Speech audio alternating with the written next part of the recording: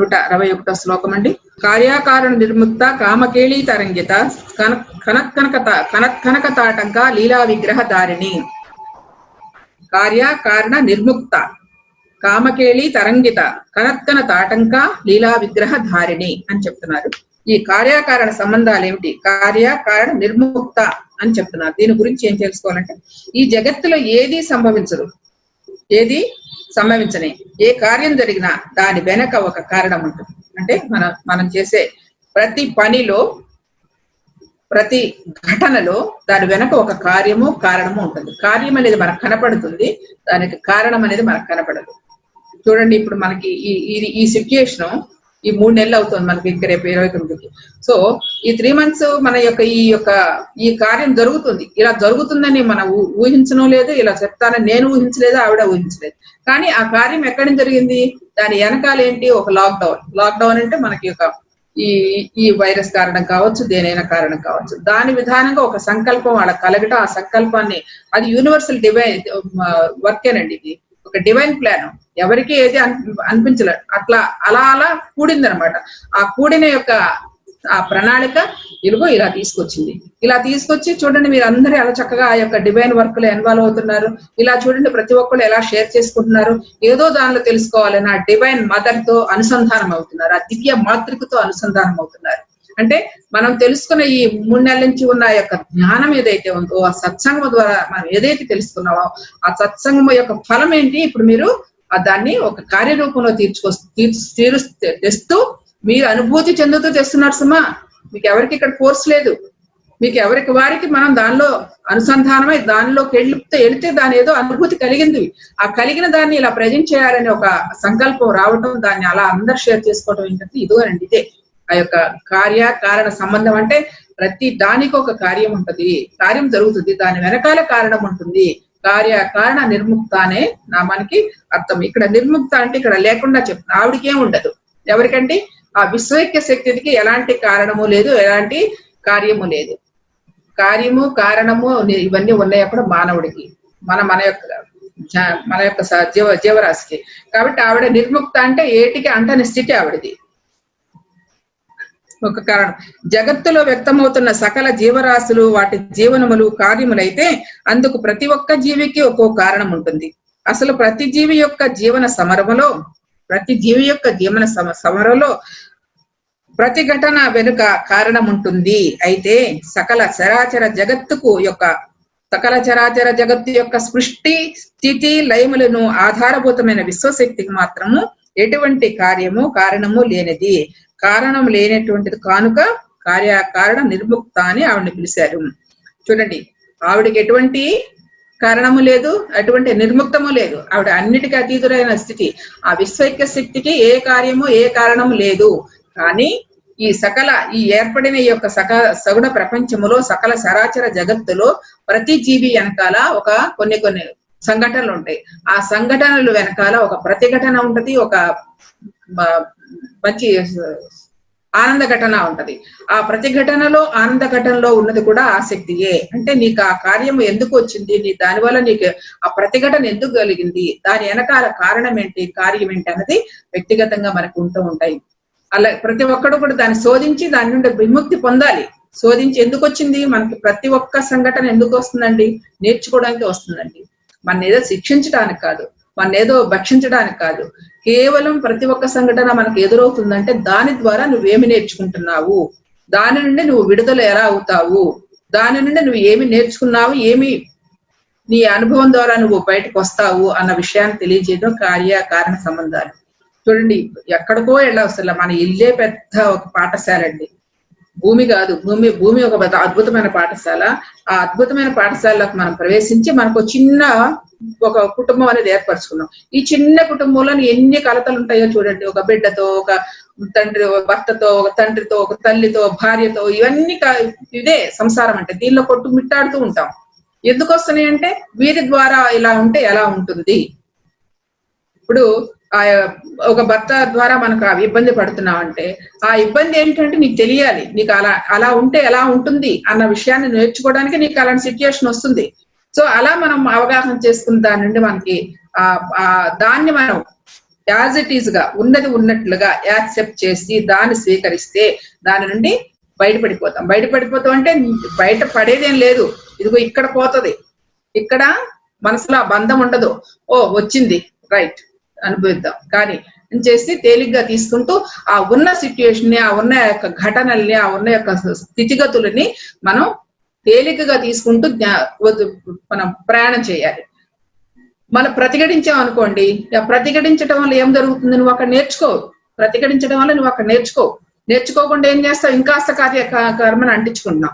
కాబట్టి ఎప్పుడైతే మనం సాధన చేస్తూ ఉన్న కొద్దీ, మన జ్ఞాన పరిపక్వత పెరుగుతున్న కొద్దీ ఉన్న స్థితిని యాజ్ ఇట్ ఈస్ గా అంగీకరించే స్థితి మనం కల్పించుకుంటే తద్వారా మనం ఆ యొక్క మరలా మనకు అలాంటి సిచ్యుయేషన్ రాకుండా ఈ జన్మకి దాన్ని వదిలించుకుంటాం అనమాట. అది ప్రేమతో చేయాలి, అవగాహనతో చేయాలి, అర్థం చేసుకుని చేయాలి. ఒక భార్యాభర్తలే కావచ్చు, తండ్రి కొడుకులే కావచ్చు, తల్లి కొడుకులే కావచ్చు, ఏదైనా కానివ్వండి, దాన్ని అవగాహన చేసుకుని, అంటే ఇది ఎంత తేలికైందే కాదండి. చెప్తుంటే మనకి ఏముంది అలాగ మాటలే కదా అని చెప్పేస్తాం. కానీ ఆ సిచ్యుయేషన్ లో దిగినప్పుడు, అక్కడ ఉన్నప్పుడు ఆ కలిగే ఉన్న నీ చుట్టూ 24 గంటలు జరిగే ఘర్షణ ఉందో చూసారా, ఆ ఘర్షణ దాటం తేలికైన విషయం కాదు. కానీ ఈ యొక్క జ్ఞానంతో మనం సంపాదించుకున్న ఈ యొక్క ఇంత విజ్డమ్ తెలుసుకున్న, ఎంత జ్ఞానం తెలుసుకుంటున్నాం, దానికి కార్యకారణ సంబంధాలు ఏంటో అన్న సత్యాలను మనకు అవగతం చేసినప్పుడు, ఆ సత్యమును దర్శించినప్పుడు, ఆ సత్యంలో జీవించడానికి ప్రయత్నించాలి అన్నప్పుడు దాన్ని మనం తేలిగ్గా తీసుకోవడానికి మనకి తప్పకుండా వస్తాం. ఎప్పుడప్పుడు ఆ విధానంగా మన ఈ యొక్క స్థితిని మార్చుకుంటే, ఈ యొక్క భావనను మార్చుకుంటే, ఈ యొక్క అవగాహనను మార్చుకుంటే మన చుట్టూ ఉన్న పరిస్థితులు, దేవుడి దైవాలు అవి కూడా చక్కబడవచ్చు.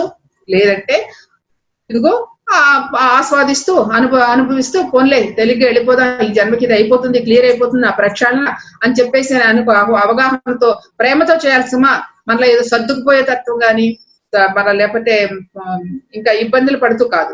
నువ్వు పూర్తిగా సంపూర్ణమైన ప్రేమతో నువ్వు యాక్సెప్ట్ చేస్తే అది మనకు కష్టం అనిపించదు మిత్రులారా.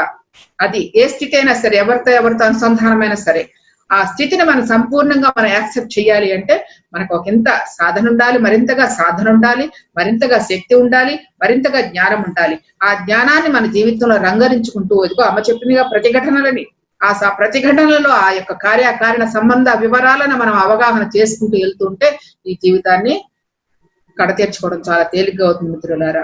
ఇంత ఉంది లోపల మనకి. పైకి కనపడేది కార్యకారణ అంటున్నాం, ఆ కార్యం లేదే కారణం లేదే కార్యం రాదని. కానీ అది అనటం అంత తేలికే, బాగానే ఉంది. కానీ ఆ సిచ్యుయేషన్ అనుభవించేటప్పుడు తెలుసు విషయం అంతా కూడా. ఆ అనుభూతి పొందేటప్పుడు ఎన్ని ఇబ్బందులు వస్తాయో, ఎన్ని కష్టాలు వస్తాయో, ఎంత మానసిక స్థితి అనుభవిస్తామో, ఎంత మానసిక ఘర్షణ జరుగుతుందో. సో ఆ ఘర్షణ నుంచి బయటికి రావాలంటే జ్ఞానం ఒకటే మార్గము. ఆ తెలుసుకున్న జ్ఞానాన్ని నీ జీవితానికి అప్పగించుకుని ఆ యొక్క ఆచరించుకోవడం తప్ప అంతకంటే వేరే మార్గమే లేదు, వేరే ఏదీ లేదు. ఒక్క జ్ఞానమే మనం మార్చేది. ఎవడు ఏమి చేయలేడండి అనుకుంటాం.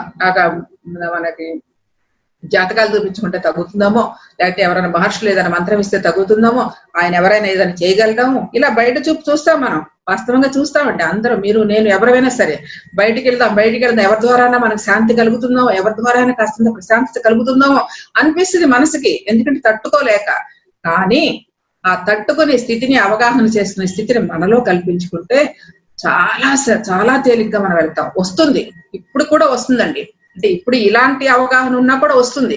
కానీ అది ఎక్కువసేపు ఉండదు, కొంతసేపు ఉంటుంది, కొద్ది నిమిషాలే ఉంటుంది. తర్వాత మళ్ళీ బయటకు వస్తాం. మళ్ళీ అప్పుడప్పుడు కలుగుతూ ఉంటుంది. ఎందుకంటే ఇది మాయా ప్రపంచం. ఆ మాయా ప్రపంచం వచ్చి పడుతూ ఉంటుంది మీద, మళ్ళా తొలగించుకుంటూ, మళ్ళా పడుతూ ఉంటూ, మళ్ళా తొలగించుకుంటూ వెళ్ళటమే ఇదే మార్గం. ఇదండి అసలు విషయం. కాబట్టి ఈ కార్యకారణ సంబంధాల గురించి ఆవిడకి ఏమీ ఎలాగూ పట్టవో, ఆవిడకి ఏమి అవసరం లేదు విశ్వశక్తికి. కానీ ఉన్నదంతా మన జీవన విధానంలో జరిగేదే. కానీ మనకెందుకు వస్తుంది అంటే కేవలము నేర్చుకోవడానికే. ఆ సంఘటనల ద్వారా మనం ఏమి అనుభూతి పొంది దాని నుండి ఏమి నేర్చుకుంటామో అది తెలుసుకుంటే మరు జన్మకి ఆ యొక్క క్యారీ అవ్వదు, ఆ కారణం అయిపోతుంది. దాని ద్వారా మనకి క్లారిటీ వచ్చేస్తుంది. క్లారిటీ వచ్చిన తర్వాత ఒకసారి అనిపించింది, మరొకసారి పొరపాటును కూడా చెయ్యం. మన నటుడు చూడండి, మరి వివిధ రకాల పాత్రలు ఎలా వేయాలని కోరుకుంటాడో అదే విధంగా మనం అంతే చేస్తాం అనమాట. ఒక్కొక్క రంగంలో ఒక్కొక్క పాత్ర తీసుకుని ఒక్కొక్క పాత్రని పరిపూర్ణంగా అనుభవించేసి వెళ్ళిపోవడం ఇక్కడి నుంచి. మళ్ళా ఆ పాత్ర వేయడానికి కానీ మళ్ళా అలాంటి అనుభవాన్ని తెచ్చుకోవసరలా. ఎప్పుడు ఇక్కడి నుంచి నువ్వు చక్కగా అవగాహనతో వెళ్ళినప్పుడు, ఆ అనుభూతిని పొందినప్పుడు, ఆ యొక్క సిచ్యుయేషన్ ఎదుర్కోగలిగినప్పుడు, ఆ సిచ్యుయేషన్ పూర్తిగా అనుసంధానం చేసుకోగలిగినప్పుడు దాని నుండి బయటపడతాం. ఇదేనండి కార్యకారణ నిర్ముక్త అనేది నామానికి అర్థము. ఇక కార్యకారణ నిర్ముక్త సాధకుడు ఎటువంటి ఉద్దేశము, ఆశ, కోరికలతో కూడిన కర్మలను ఆచరించకుండా సాధన చేసినప్పుడు భవిష్యత్తులో వారు చేయవలసిన కర్మలను గాని కర్మలకు కారణం లేనిది అవుతారు. ఇప్పుడు ఏ కోరికతో చేయకుండా మనసు నిర్భరం చేసుకుంటే భావి జన్మలకు పునాదులుగా అవుతాయన్నమాట. అవే కారణములు ఏర్పడవు, అవే కారణాలు మళ్ళా రావు. వారు కార్యకారణ విముక్తులై పరిపూర్ణత సాధిస్తారు. ఎవరండి? ఈ యొక్క సాధకులు. ఎవరైతే దాని గురించి అవగాహన చేసుకున్నారో అట్లా దాని నుండి మనం బయటపడాలంటే మాత్రం ఆ జ్ఞానమే శరణ్యం అని చెప్తూ భగవద్గీతలో చక్కటి శ్లోకం కూడా చెప్పారు. కార్యకారణ కర్తృత్వే హేతువు ప్రకృతి రుచ్యతే, పురుష సుఖ దుఃఖానం భోక్తత్వే హేతు రుచ్యతే. అంటే ఈ యొక్క ఆ అనుభవాల్లో మనం సారాంశాన్ని తెలుసుకున్న తర్వాత ఏముందండి, అవన్నీ వదిలించేసుకుని కేవలం ఆ యొక్క అనుభూతి పరంగా ఆ యొక్క ప్రతి ఒక్క సంఘటన మనకు ఎందుకు వస్తుందో అన్న విషయాన్ని అవగాహనతో చేసుకుంటే చక్కగా బయటకు వచ్చేస్తామని భగవానుడు కూడా భగవద్గీతలో ఉద్ఘాటించారు. ఇది కార్యకారణ నిర్ముక్త అనే నామానికి అర్థం. కామకేళి తరంగిత. కాముడు అనగా కామకేళి తరంగిత. కామ అంటే కోరిక, కాముడు అన్నమాట. కాముడు అంటే అనగా విశ్వరచనకు కారణం. అంటే ఆ యొక్క విశ్వరచన చేయాలంటే ఈ యొక్క సంకల్పం తన నుండి ఆవిర్భవించింది. కాముడు అంటే కామేశ్వరి అండి. ఆ మూల శక్తి, మూల చైతన్యానికి తన ఇచ్ఛ, తన సంకల్పం చేత ఈ యొక్క ప్రపంచాన్ని ఏర్పాటు చేయడం తన కోరిక. మరి ఆధారమైన ఆ బ్రహ్మమే, అదే విశ్వ చైతన్యం. కామకేళి అంటే విశ్వ పరిణామ క్రమం అనే క్రీడ. కామకేళి అంటే విశ్వ పరిణామం అనే క్రీడ, సృష్టి స్థితి లయములను అనే క్రీడ. ఈ క్రీడను సాగిస్తున్న సగుణాకాశమే ఆది పరాశక్తి. ఆ శక్తినే కామకేళి తరంగిత అని కీర్తించారు. కామకేళి తరంగిత అని కీర్తించారు. ఏదండి? ఆ యొక్క మూల చైతన్యానికి ఏదైతే ఉందో పరాశక్తి స్వరూపము, ఏదైతే ఉందో ఆదిశక్తి స్వరూపము, ఆ మూల చైతన్యం యొక్క ఇచ్చ చేత, సంకల్పము చేత ఈ యొక్క సగుణ ప్రపంచం అంతా ఏర్పడి దానిలో సృష్టి స్థితి లయలు చేస్తూ అనేకాటికి లోనవుతూ చేస్తూ ఉండేదే ఆ యొక్క క్రీడ కామకేళి తరంగిత. కామకేళి తరంగిత అంటే ఆడుకోవటమే. సృష్టి చేస్తుంది, లయ చేస్తూ పరిపాలిస్తుంది, మళ్ళీ మింగేస్తుంది. అది చిన్న ఒక మాయ అనే చిన్న కాన్సెప్ట్ ఉందండి రామకృష్ణ పరమహంస జీవితంలో, ఆ యొక్క జీవిత చరిత్రలో. ఆయన అనుకున్నారంట మాయ ఎలా ఉంటుంది అని ఒక రోజు చూడాలని అనిపించిందంట ఆయనకి. అలా అనుకుని మనసులో ఆ నది ఒడ్డుకు వస్తూ ఉంటారు స్నానం చేయడానికి. నది ఒడ్డుకు వస్తూ ఉంటే ఆయనకి అక్కడ అందరూ ఉంటారు, చాలా మంది.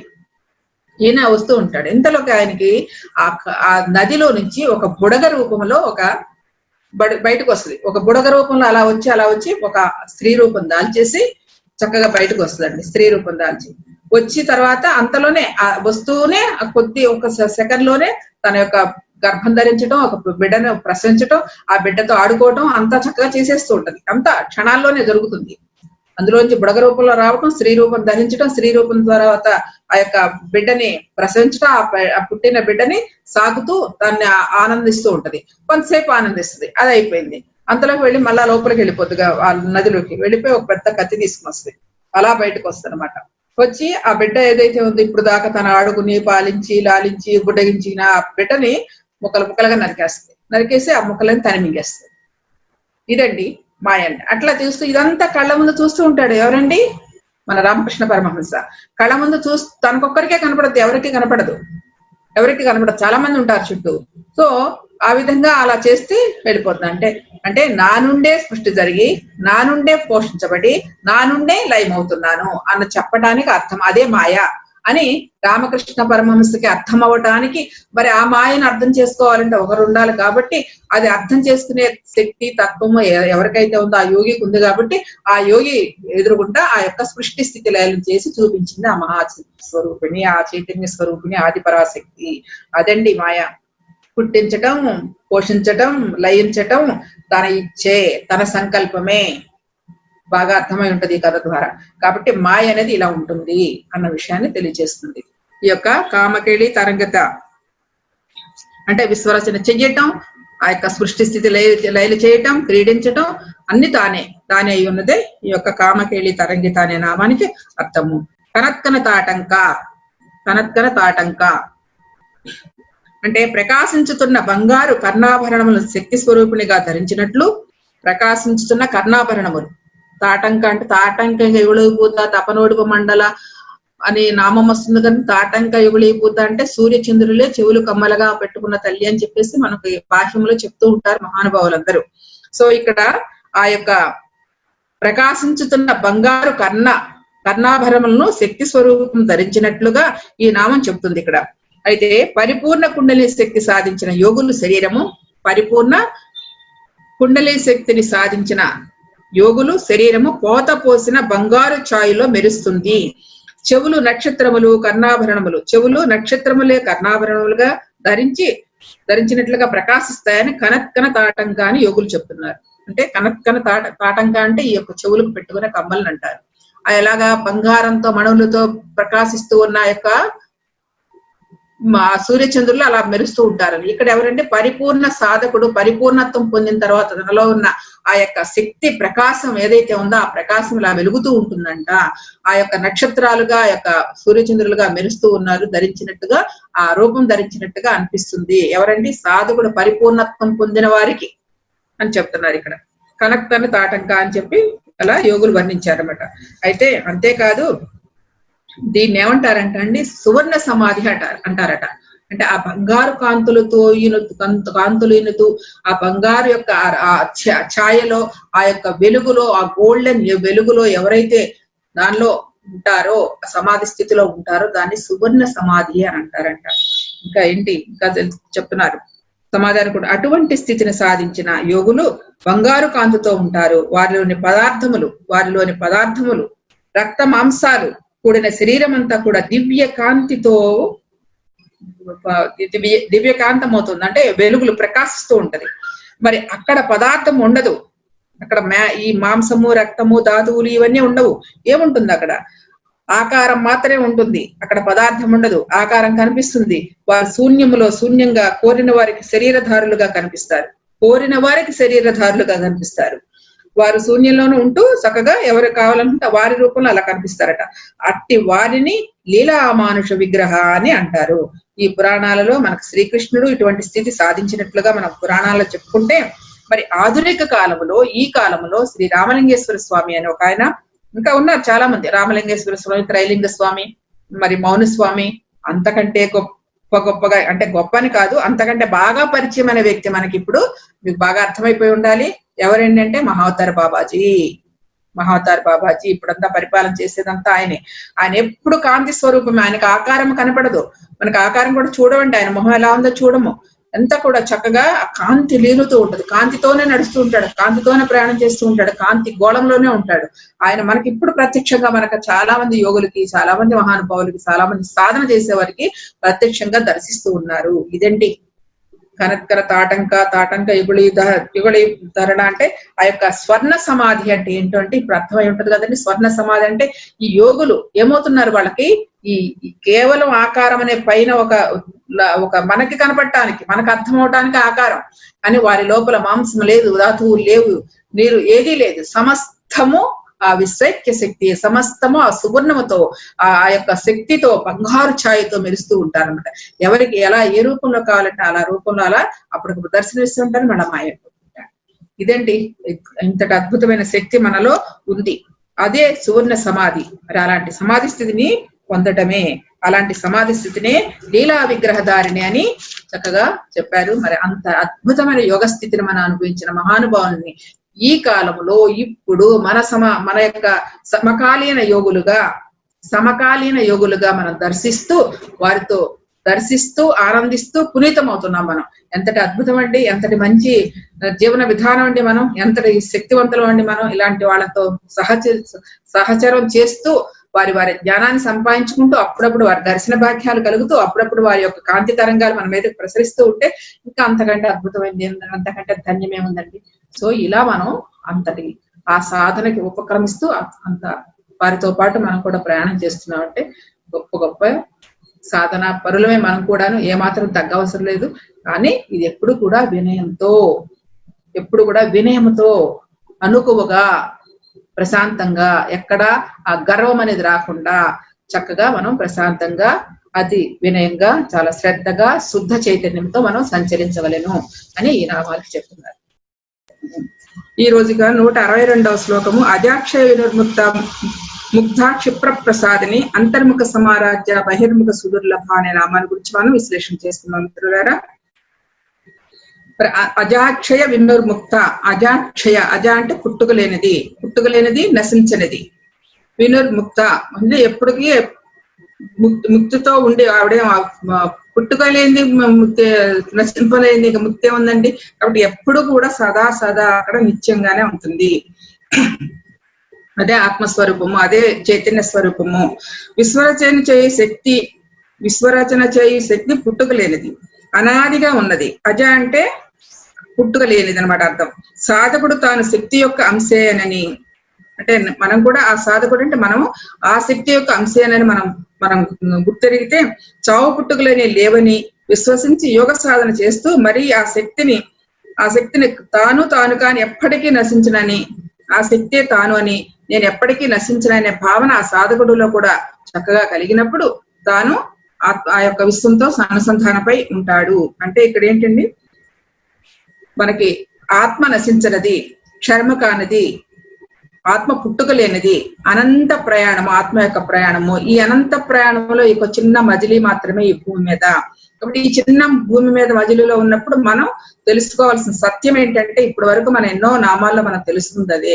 ఈ సావు పుట్టుకలు లేని ఆత్మస్వరూపం ఏదైతుందో దాంతో మనం అనుసంధానమై ఆ విశ్వశక్తితో మన మమేకమైనప్పుడు ఆ చావు పుట్టుకల నుంచి అనే దాని నుంచి బయటపడతాడు సాధకుడు కూడా.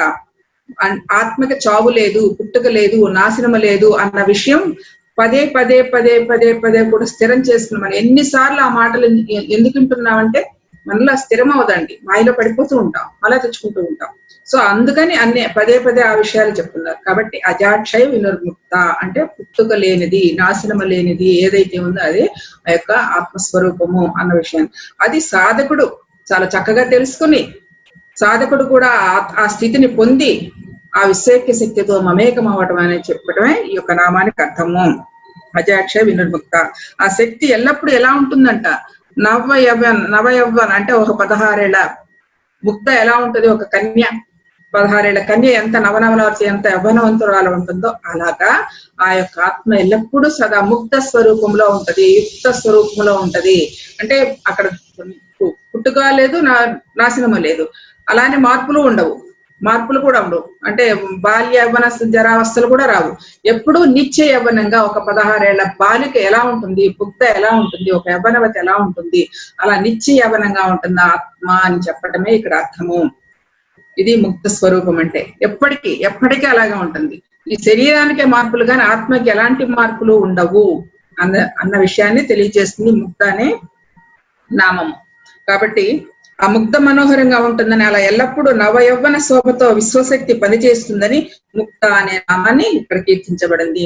ఆ శక్తి ఎలా ఉంటుందండి, ఎల్లప్పుడూ సదా ఆ యొక్క కన్య రూపంలోనే ఉంటూ ఏ ముసలితనము ఏ బాల్యము ఎలాంటి రాకుండా చక్కగా ఆ శక్తి పనిచేస్తుందని ఆ విషయం మన సాధకుడికి మనకు అవగాహన అయితే నిత్య యవ్వనం అంటే నిత్యము ఆనంద స్థితిలో ఉంటాము, నిత్యము ఆ యొక్క సమాధి స్థితిలో ఉంటాము, నిత్యము ఆ యొక్క ఆత్మతో అనుసంధానం చేస్తూ ఉంటామని చెప్పటమే ఈ యొక్క ముక్త అనే నామానికి అర్థమండి.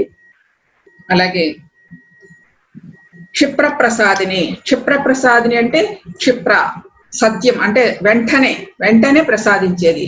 ఏంటండి, ఆ విశ్వశక్తి మనకి వెంటనే మనకి ఎనర్జీ వస్తుంది కదండి. ఇప్పుడు చూడండి, మనకి అసలు ధ్యానం చేయని వాడైనా ఈ రోజున ఇప్పుడు ధ్యానంలో కూర్చుంటే ఏదో తెలియని ఒక అనుభూతులు పొందుతున్నారా లేదా? అసలు ధ్యానమే పరిచయం లేని వ్యక్తిని ఈ రోజు మనం కూర్చోబెడితే 10 నిమిషాలు పావుగంట సేపు కూర్చోబెడితే వాడికి తెలియకుండానే చేతులన్నీ తిమిరికిపోయినట్టు, లేకపోతే బాగుతున్నట్టు, లేదా శరీరం అంతా బరువు అయిపోయినట్టు, తేలికైపోయినట్టు ఇలాంటి అనుభూతులు మనం వింటున్నామంటే ఎక్కడుంది క్షిప్ర ప్రసాదిని? సో నువ్వు ఎప్పుడైతే మనసును శూన్యం చేసి కూర్చుంటావో ఆ తక్షణమే ఆ విశ్వశక్తి ఆ యొక్క ప్రసాదం మన చేతుల్లో మనలోకి వస్తుంది. అదే క్షిప్ర ప్రసాదిని. తక్షణమే అంటే నువ్వు ఎప్పుడు ఏ క్షణమైతే ఆ యొక్క మానసిక మనోశూన్యత చేసుకుంటావో ఆ శూన్యత చేసుకున్న సమయంలోనే చక్కగా ఆ యొక్క ప్రసాదం అందించబడుతుంది. ఏమిటి ఆ ప్రసాదం? ఆ యొక్క విశ్వశక్తి, ఆ యొక్క చైతన్య శక్తి మనలోకి ప్రవహిస్తుంది అని చెప్పడమే అజాక్షయ వినర్ముక్త ముక్త క్షిప్ర ప్రసాదిని అనే నామానికి అర్థం. అజాక్షయ పుట్టక లేనిది, నశించినది ఏదైతే ఉందో ముక్త స్థితిలో ఎల్లప్పుడు ఎలా ఉంటుందో ఆ యొక్క నశించిన స్థితి ఎల్లప్పుడూ ముక్త రూపం అంటే నవ యవ్వన కన్యక 16 ఏళ్ల కన్య ఎలా ఉంటుందో అలా ఎప్పుడు కూడా అవ్వన స్థితిలో ఉంటుంది. ఎప్పుడు కూడా ఉత్సాహంతో ఉంటుంది ఆ యొక్క చైతన్య శక్తి, ఆ యొక్క విశ్వశక్తి.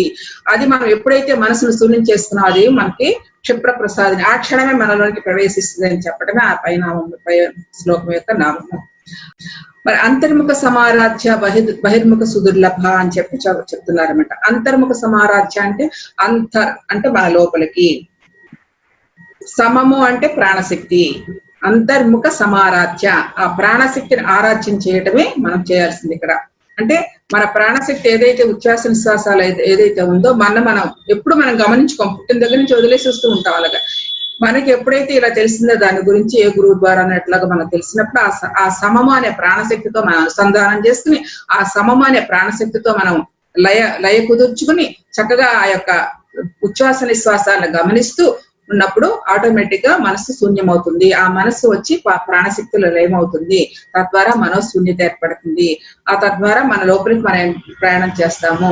అదే అంతర్ముఖ సమారాధ్య అంటే నీ ప్రాణశక్తితో, సమమ అంటే ప్రాణశక్తితో అనుసంధానమై నిశ్చల స్థితి పొందినప్పుడు నువ్వు లోపలికి వెళతావు. అప్పుడు నీ స్వరూపం గురించి తెలుసుకోగలుగుతావు. నువ్వు ఎక్కడి నుంచి వచ్చావు, ఈ భూమి మీదకి ఎందుకోసం వచ్చావు, ఏ పని చేయడానికి వచ్చావు, దీని తర్వాత మళ్ళీ ఎక్కడికి వెళ్తాము, ఇలాంటి అన్ని సమాధానాలకి చక్కటి ప్రశ్నలకి సమాధానాలు మనలోనే దొరుకుతాయి. మనలోనే ఆ యొక్క ఆనందాన్ని, అనుభూతిని పొందుతామని అంతర్ముఖ సమారాధ్య అనే నామానికి చాలా చక్కగా వివరించారు అమ్మ. అది అంతర్ముఖ సమారాధ్య అంటే మనం ఇప్పుడు వెళ్ళేదంతా అంతర్ముఖమే. అంటే మన ప్రయాణం అంతా మన లోపలికి వెళ్ళాలి, బాహ్యంలో కాకుండా మన అంతర్ముఖం అవ్వాలి. దానికి ఉదాహరణగా మనకి బాహ్యం అంటే ఏంటి? బహిర్ముఖ సుదుర్లభ అంటే మన యొక్క ఇంద్రియాలన్నింటినీ బయటికి పంపించేస్తున్నాం. అంటే మన ఇంద్రియాలు ఏదైతే ఉన్నాయో కన్ను, ముక్కు, ఇవన్నీ వీటినన్నిటి కూడా ఉపయోగించుకున్నాం. దేని ద్వారా? ఇంద్రియాల ద్వారా ఈ పంచభూతాలలో ఉన్న ఆ యొక్క శక్తిని తీసుకోవడానికో, లేకపోతే మన కన్ను వెళ్ళిన చోట కల్లా వెళుతూ ఉంటుంది. చూసాం, ఏది కనపడితే అది చూస్తూ ఉంటాం. ఆ కన్ను వెళ్ళిన చోట కల్లా మనసు వెళ్తూ ఉండదు. మనసు వెళ్ళిన చోట కల్లా అదేదో కావాలని కోరిక కలుగుతుంది. ఆ కోరిక కలిగినప్పుడు దానికి తీర్చుకుంటే ఆనందం కలుగుతుంది, తీర్చుకోకపోతే దుఃఖం వస్తుంది. సో ఇట్లా మన ఇంద్రియాలన్నీ బాహ్యంలో పనిచేస్తూ దానితో మనం ప్రయాణం చేస్తూ ఉంటాం. అందుకని అమ్మాయి చెప్తే బహిర్ముఖ సుదుర్లభ అని చెప్తుంది అనమాట. దుర్లభ అంటే దుర్లభమైనది, బయట దొరకదు. సుదుర్లభ అంటే ఇంకా దాన్ని ఒత్తి చెప్తున్నారు, బయట లేదు అని. దానికి ఎలా చెప్తున్నారంటే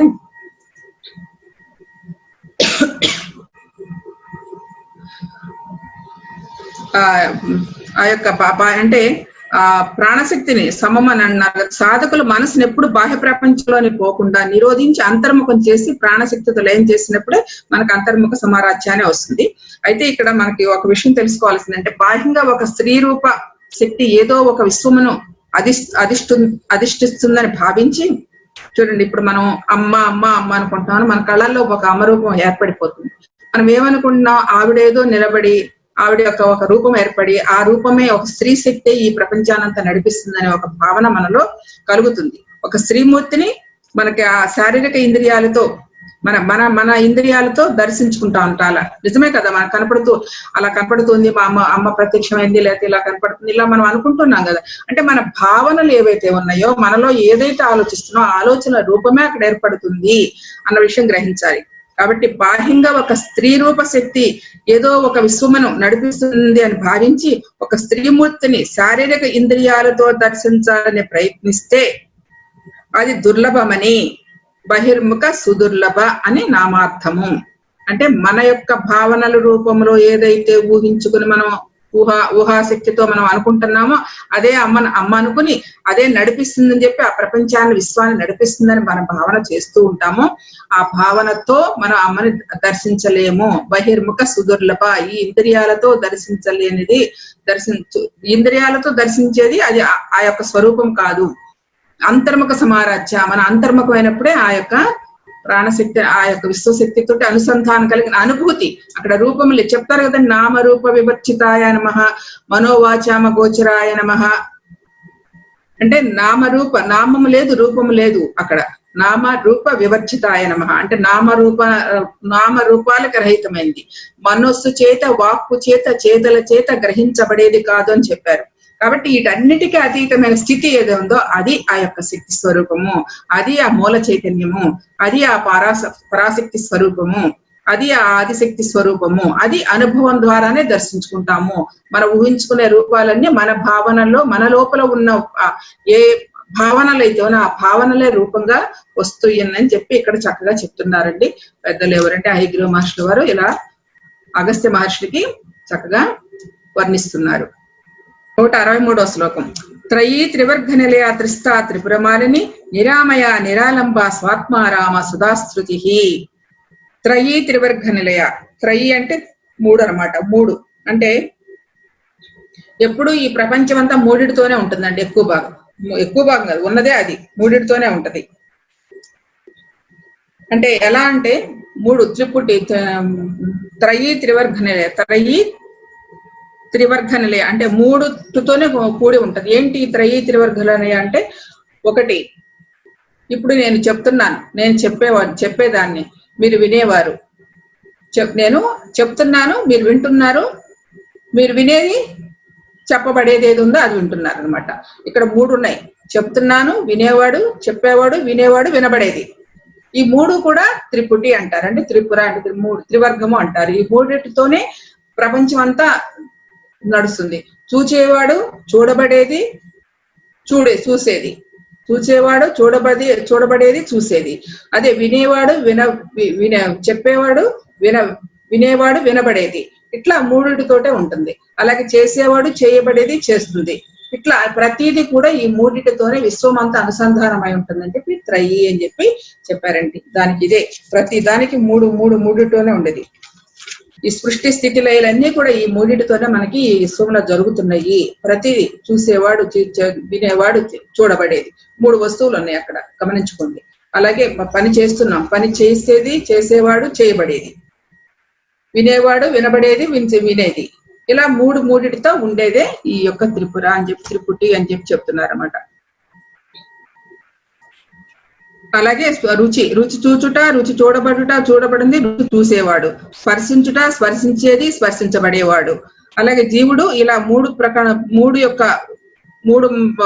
జీవుడు ఈ ప్రకారంగా మాత్రమే ప్రపంచాన్ని గ్రహించగలడు. అంటే ఈ 3తోనే ఈ ప్రపంచాన్ని గ్రహించగలడు. ఏంటంటే ఈ త్రిపుటితోనే గ్రహించగలడని చెప్తున్నారు. ఇలా జరుగుటకు కారణం మనస్సు ప్రాణము నుండి బయలుదేరి ఇంద్రియాల ద్వారా బాహ్య ప్రపంచంలోకి ప్రసరించి అలా ప్రసరించుతున్నంత వరకు జీవుడి జ్ఞానం కలుగుతుంది. ఈ త్రిపుటి జ్ఞానం కలుగజేస్తున్నదంతా కూడా విశ్వశక్తియే. అందుకని త్రయీ అని కీర్తించారండి. అంటే ఈ 3 ద్వారానే మనం తెలుసుకోగలుగుతున్నాం. ఏది ఈ 3 చూసేవాడు, చూడబడేది, చూసేది, వినేవాడు, వినబడేది, వినేది. ఈ 3 ద్వారా ఏం చేస్తున్నాయి? మన ఇంద్రియాలు బయటకు వస్తున్నాయి. ఇంద్రియాల ద్వారా గ్రహిస్తున్నాం. అది ఆ ఇంద్రియాల ద్వారా గ్రహించేదే 3తో చేయబడేది. ఈ 3కి అధీనమైనది ఏ శక్తి అయితే ఉందో ఆ విశ్వైక శక్తిని, ఆ విశ్వశక్తినే త్రయీ అని కీర్తించబడింది అని చెప్పి చెప్తున్నారండి ఇక్కడ. త్రివర్గ నిలయ అంటే ఈ విశ్వం వల్ల 3 విధములుగా ఉన్నది. త్రివర్గ ఆధ్యాత్మికము, అధిభౌతికము, అతి దైవికము. ఆధ్యాత్మికము, అతి భౌతికము, అతి దైవికము అనే 3 వర్గములుగా ఉంది. ఆధ్యాత్మికం అంటే ఏంటంటే మనకగా కలిగే ఇబ్బందులు కానీ, మన సుఖాలు కానీ, కష్టాలు కానీ ఏదైనా సరే మనకగా చేసుకునేది ఆధ్యాత్మికత. అధిదైవకము అంటే అప్పుడప్పుడు, అంటే అధిదైవికం అంటే మనకు అప్పుడప్పుడు ప్రకృతి ద్వారా కొన్ని ఇబ్బందులు వస్తూ ఉంటాయి. ఒక తుఫాను రావచ్చు, లేదా భూకంపాలు రావచ్చు, లేకపోతే ఇంకా ఇదిగో ఇలాంటి ప్రకృతి ద్వారా మనకు వచ్చిన వైరస్ కావచ్చు. ఇదంతా కూడా అతి దైవకము అంటారు. 3వది ఏంటంటే అతి భౌతికము. అతి భౌతికం అంటే ఇతరుల ద్వారా, క్రిమికీటకాల ద్వారా కానీ ఎవరి ద్వారా జరిగే ఇబ్బందులు ఏదైతే ఉందో అది అతి భౌతికము. ఈ 2 చాలా తక్కువ జరుగుతాయి. అతి భౌతికము, అధిదైవికం అనేది విషయాలు 2 చాలా తక్కువ. అక్కడ అప్పుడప్పుడు రేరుగా జరుగుతాయి. కానీ ఆధ్యాత్మికం అనేది మాత్రం మనదే. అంటే మనం చేసుకునే పనులను బట్టి, మనం చేసుకునే కర్మలను బట్టి, మనం చేసుకునే చేతలను బట్టి మనకి ఆ ఆధ్యాత్మికత అంతా ఆ యొక్క అది ఆధ్యాత్మిక తాపత్రయం అనేది ఏర్పడుతుంది. సో ఈ మూడింటిని కలిపి త్రివర్గములు అన్నారు. ఇంకా దీని గురించి చాలా విపులంగా చెప్పారు. దాని గురించి ఇంకొకసారి చెప్తాను. ఈ విశ్వం మూడు రకాలుగా ఉందని చెప్పుకున్నా కదండి. ఇది ఆ యొక్క అందులోని కణ నిర్మాణం బట్టి, స్వభావ కణ నిర్మాణం బట్టి, మన శరీరం ఉన్న కణాన్ని బట్టి, మన స్వభావాన్ని బట్టి, మన రుచులను బట్టి, మన దైవ నిర్ణయం ప్రకారం సృష్టి స్థితులు అలా చక్కగా జరుగుతూ ఉంటాయి. దైవం ఎందుకు దానిని అలా స్పృశించాలి అని నిర్ణయించింది అనుకో, అది దైవానికి మాత్రమే తెలుస్తుంది. అలా ఎందుకే సృష్టించాలి, ఇలా ఎందుకే చేయాలి, ఇలా ఎందుకు చేయకూడదని మనం ప్రశ్నలు వేసామనుకో దానికి సమాధానాలు ఉండవు. మనకు వస్తున్నాయి అప్పుడప్పుడు ప్రశ్నలు. అంటే అవి దైవముతో నిర్ణయించబడిన క్రియ లేదు కాబట్టి దానికి సమాధానాలు ఎందుకు ఆవిడకి ఇచ్చగలిగింది, ఎందుకు ఈ ప్రపంచాన్ని సృష్టించాలి అంటే ఏం చెప్తామంటే దానికి ఏం చెప్పలేం. అదంతే అలా క్రియేట్ చేయబడింది. అదొక లీల, అదొక ఆట, అదొక క్రీడ. సో ఇలాంటి స్వభావం కలిగి ఉంటది. దానికి ఉదాహరణగా ఎలా చెప్తున్నారంటే, ఒక మామిడి పండు తీసుకుందాం అనుకోండి. అంటే ఒక మామిడి పండు తీసుకున్నప్పుడు భౌతిక పదార్థంగా అది ఏమవుతుంది, ఒక పిందెలాగా ఒక పుష్పం వస్తుంది. ఆ పుష్పం నుంచి పిందె ఏర్పడుతుంది. పిందె నుంచి దానిలో నెమ్మదిగా ఆ యొక్క కణాలన్నీ కూడా చేరి, అంటే దానిలో ఉన్న రసాయన పదార్థాలన్నీ కూడా చేరి ఒక పండుగ మారుతుంది.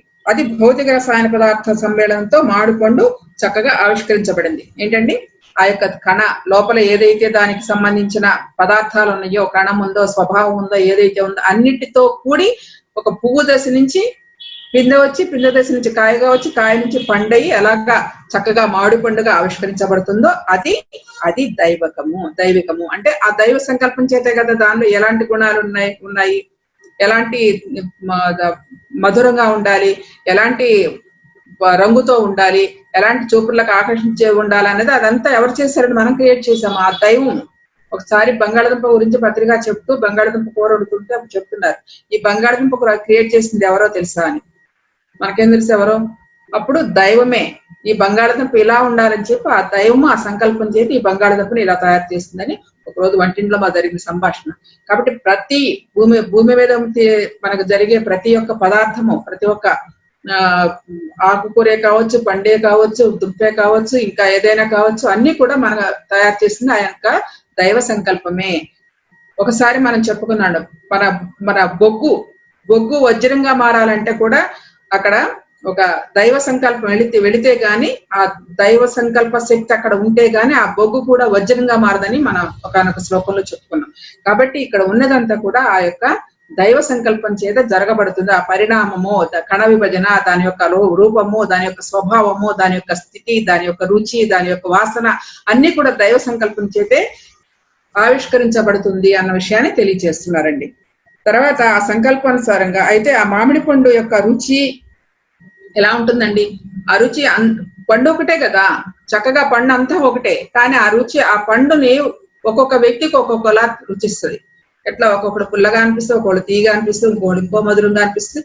ఇలా ఎందుకు అనిపిస్తుంది అంటే వారి ఆరోగ్య పరిస్థితులను బట్టి, వారి మానసిక స్థితులను బట్టి, వారి యొక్క శారీరక ధర్మాలను బట్టి ఆ యొక్క గుణాలు అనిపిస్తాయి అనమాట. కానీ పండు మాత్రం ఒకటే కదా, అది దైవ సంకల్పంతో తయారైందే కదా. ఆ దైవ సంకల్పంలో అందరికి ఒకలానే ఉంటుంది కదా. కానీ తినేటప్పటికి ఎందుకు రకరకాలుగా ఫీల్ అవుతున్నారంటే వారి స్వభావ గుణాలను బట్టి, వారి శారీరక స్థితులను బట్టి, వారి యొక్క ఆ లోపల ఉన్న కణ ధర్మాలను బట్టి, శారీరక ధర్మాలను బట్టి ఆ వ్యక్తికి రుచి మారుతూ ఉంటుంది.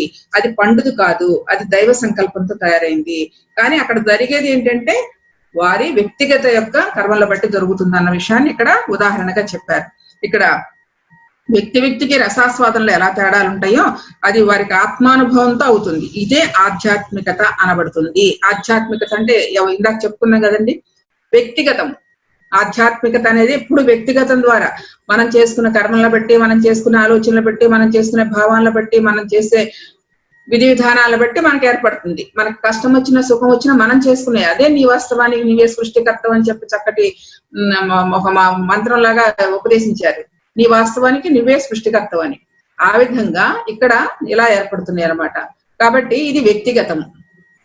ఇక్కడ ఏం చెప్తున్నారు చూడండి, అది దైవ సంకల్పం అంటే అది దైవకము. దైవ సంకల్పం ఏంటంటే ఆ యొక్క పండు పరిపూర్ణంగా తయారవడము, దాని యొక్క రుచి, దాని యొక్క రసము, దానిలో ఉన్న ఫ్లేవర్ అవన్నీ కూడా ఎక్కడి నుంచి వచ్చినాయి అంటే దైవంతో ఏర్పడింది, ఈ దైవ సంకల్పంతో ఏర్పడింది. అది దైవకము, అది దైవ సంకల్పము. అయితే మరి అది భౌతికం ఏంటంటే ప్రకృతి ద్వారా, అది భౌతికం అంటే ప్రకృతి ద్వారా గాని ఇతరుల ద్వారా గాని మనకి ఏదైనా ఇబ్బందులు కలగటం అది భౌతికము. ఈ రెండు అనేది చాలా ప్రకృతి ధర్మం, ప్రకృతి ఎలాగో పోషిస్తూ ఉంటది. ఈ విశ్వంలో ఎలా ఏ వస్తువు ఎలా ఉండాలో అనేది తన యొక్క ధర్మం ప్రకారం అదంతా చక్కగా నిర్వర్తించబడుతూ ఉంది. ఇక అది భౌతికం అనేది ఏమిటంటే వ్యక్తి ఇతరుల ద్వారా ఎప్పుడైనా ఇబ్బందులు కలిగితే కలగవచ్చు. కానీ చాలా 99% కూడా మన యొక్క కర్మలను బట్టే, ఆధ్యాత్మిక మనం చేసుకునే విధానాలను బట్టే, మనం చేసుకునే ఆలోచనలు బట్టే జరుగుతున్నది. ఈ 3 వర్గాలుగా విభజించబడిన త్రివర్గ అని చెప్పారండి. ఇది అది దైవికము, అది భౌతికము, ఆధ్యాత్మిక అనే 3 వర్గముల ద్వారా మనకి ఈ యొక్క స్థితిగతులు తెలుస్తున్నాయి. ఆధ్యాత్మికం అంటే కేవలం మన ద్వారా జరిగేది, అది దైవికం అంటే దైవీ సంకల్పంతో జరిగేది, అది భౌతికం అంటే ప్రకృతి తత్వంతో, ప్రకృతిలో అప్పుడప్పుడు విపత్తులు వచ్చినప్పుడు జరిగే ఉపద్రవాలకి లోనవుతాం, అట్లా జరుగుతూ ఉంటది అనమాట. దాన్ని ఈ 3టిని త్రివర్గ అని ఇందులో నిర్వచించారు స్వామివారు, హయగ్రీవుల వారు. ఇది ఈ మూడు వర్ణములుగా ప్రపంచమంతా విశ్వశక్తియే పనిచేస్తుంది. అందుకని ఈ విశ్వశక్తిని త్రివర్గ నిలయ అన్నారు. ఇందులో అన్ని 3 వస్తున్నాయి. త్రిపుర, త్రివర్గ, త్రిస్తా చెప్తున్నారు. ఇప్పుడు త్రిస్తార అంటే 3 అవస్థలు. 3 అవస్థలు, జీవులందరూ 3 అవస్థల్లోనే ఉంటాయి. ఏదండి? స్వప్నావస్థ, ఇప్పుడు జాగృతావస్థ, స్వప్నావస్థ, సుషుప్తావస్థ. అంటే ఈ జాగృతావస్థ అంటే ఇదిగో మనం పనిచేసే జాగృతం అంటే మెలుకునే ఉన్నాం కదా, మెలుకునే ఉంటే మనకు అన్ని తెలుస్తూనే ఉన్నాయి కదా. సో దీనిని ఈ అవస్థనంతా కూడా జాగృతావస్థ అంటాము. అలాగే స్వప్నావస్థ అంటే మనం ఈ జాగ్రత్తావస్థలో దాటి మనం ఎప్పుడైతే స్వప్నంలోకి నిద్రపోతామో ఆ నిద్రలో కళలు వస్తాయి కాబట్టి అది స్వప్నావస్థ అవుతుంది. స్వప్నావస్థ కూడా కొంతసేపు దాటిపోయి ఒకనొక సుషుప్త అవస్థ వస్తుంది. అన్నింటి గాఢ నిద్రపోతాం అనమాట. గాఢ నిద్రపోయినప్పుడు అప్పుడు తెలుస్తూ మనకి ఆ మంచి నిద్ర పట్టిన తర్వాత లెగిస్తే ఎలా ఉంటుందంటే 1 నిమిషమే పడుకున్నట్టు అనిపిస్తుంది. కానీ ఎంతసేపు పడుకున్నా కూడా 1 నిమిషంలో అంత పూర్తి రిలాక్స్ అయిన స్థితి అనమాట ఆ సుషుప్త అవస్థలో. సో ఈ 3 అవస్థలతోనే జీవులందరూ కూడా, ఈ సకల జీవరాశి జీవులందరూ కూడా ఈ 3 అవస్థలతోనే ఉన్నాయి. అందుకనే త్రిస్తా.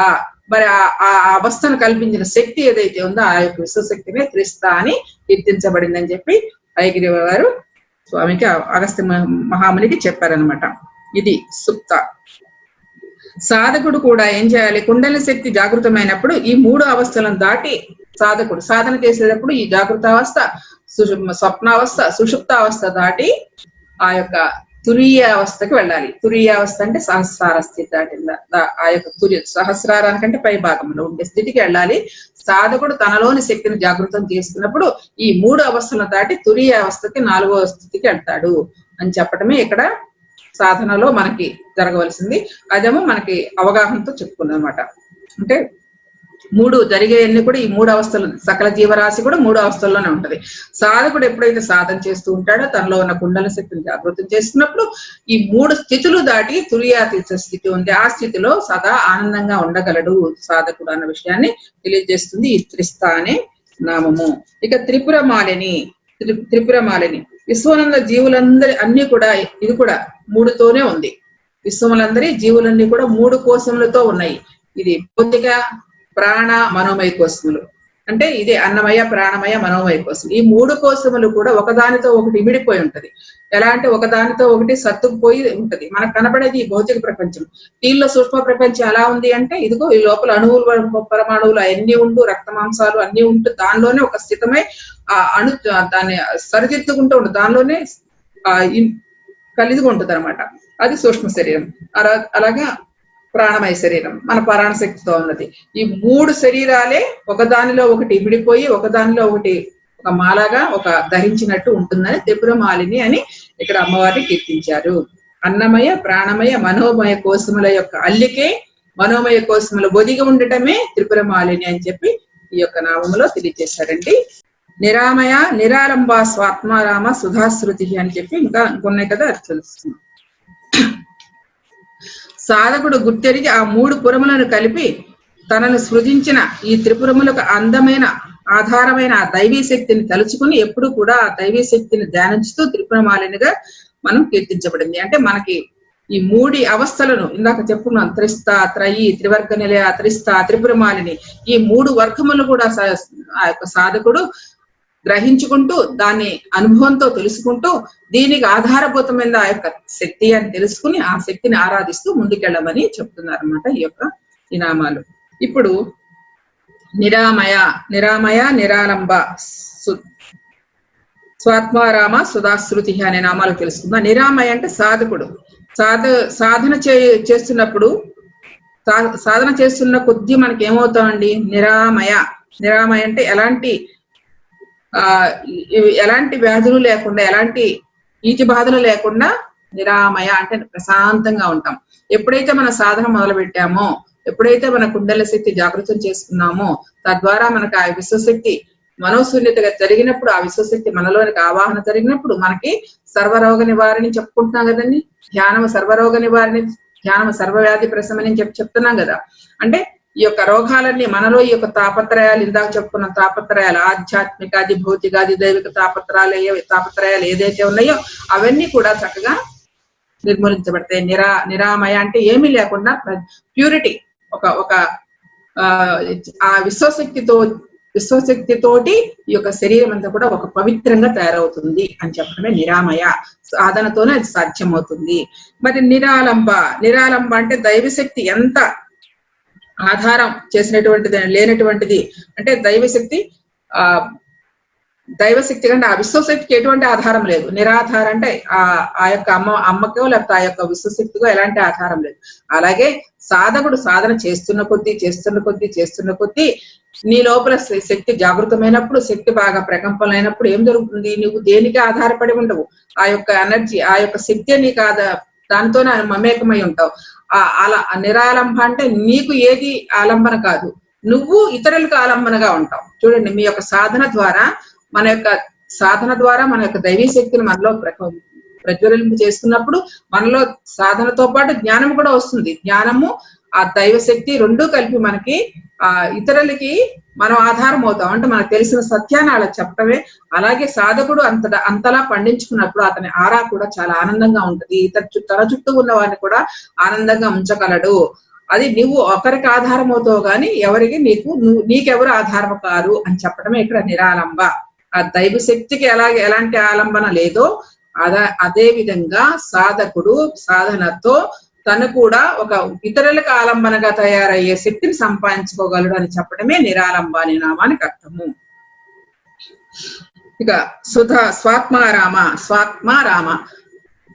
ఆత్మతో రమించడమే. ఆత్మ అంటే మన యొక్క ఆత్మతో రమించడమే స్వాత్మారామ. సుధాశ్రుతి అంటే ఎప్పుడైతే నీ ఆత్మతో అనుసంధానమై నువ్వు ఆత్మతో రమిస్తున్నావో తద్వారా ఏం జరుగుతుందండి? ఆ చైతన్యము, ఆ యొక్క సుధాశ్రుతి, అంటే అమృతము, శృతి అంటే ఆ యొక్క అనుభూతి చెందటము.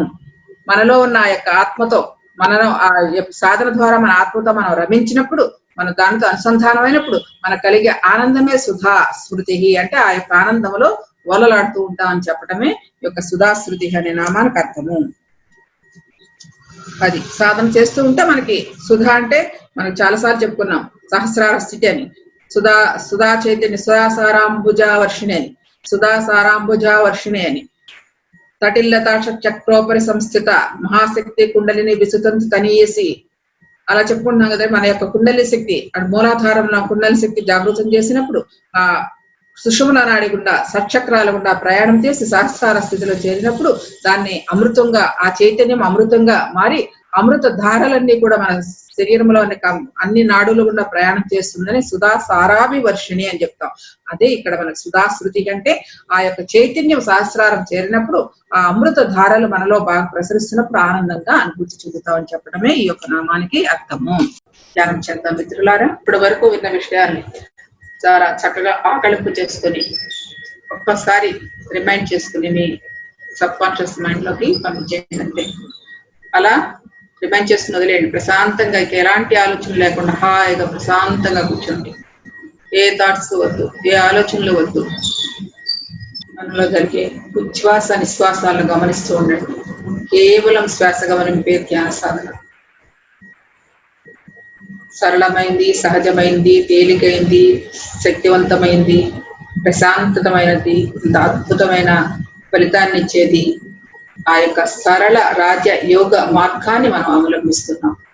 సహజమైన రాజయోగ ప్రక్రియ కేవలం శ్వాసపై ధ్యాస మిత్రులారా. శ్వాస గమనింపే మనం చేయవలసిందల్లా.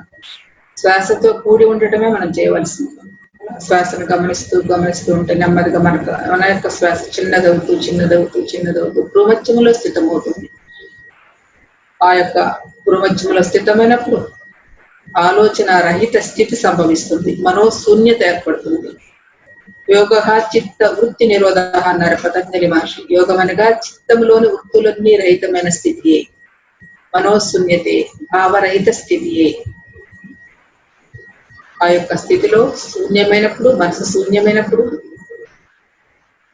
అద్భుతమైన విశ్వమయ ప్రాణశక్తి మనలోనికి ఆవాహన చేస్తుంది. తద్వారా శరీరం అంతటా ఆ యొక్క శక్తి ప్రవాహం జరిగి నాడీ మండలాన్ని శుద్ధి చేస్తుంది. నాడీ మండల శుద్ధి ద్వారా సంపూర్ణ ఆరోగ్యము, మానసిక ప్రశాంతత పొందుతాము. ఇది ప్రాథమికంగా జరిగే ప్రతి ఒక్కరికి జరిగే అత్యంత అద్భుతమైన లాభము. ఇలా నిరంతర ధ్యాన సాధన ద్వారా మన యొక్క ఆధ్యాత్మిక అనుభవాల పరంపర కూడా మనకు అనుభూతి చెందుతాము.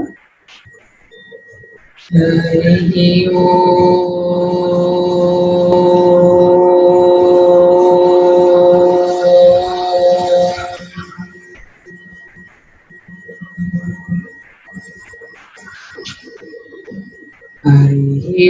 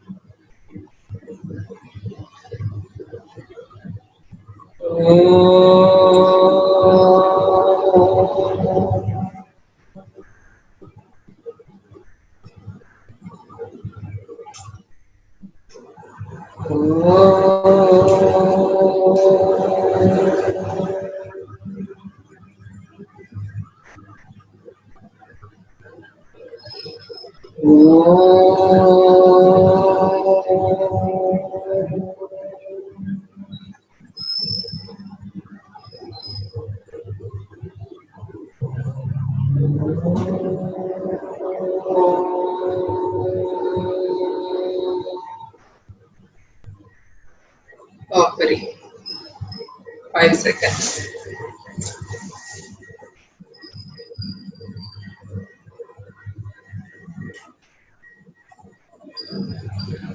Five, 4, 3, 2, 1. ఓకే మాస్టర్స్, ఈ యొక్క రెండు చేతుల్ని ఇప్పుడు తీసుకుని మీ కళ్ళపై ఉంచుకోండి. నెమ్మదిగా ధ్యాన స్థితి నుంచి బయటికి రండి. ఇంతటి అద్భుతమైన జ్ఞానాన్ని ఇచ్చిన గురువర్యులు బ్రహ్మర్షి పితామహ భద్రేజీకి ఒకసారి ప్రణామాలు అర్పించున్నాను. అలాగే వ్యాస మహర్షికి, ఐగ్రీవ మహర్షికి, అగస్త్య మహర్షికి ప్రణామములు.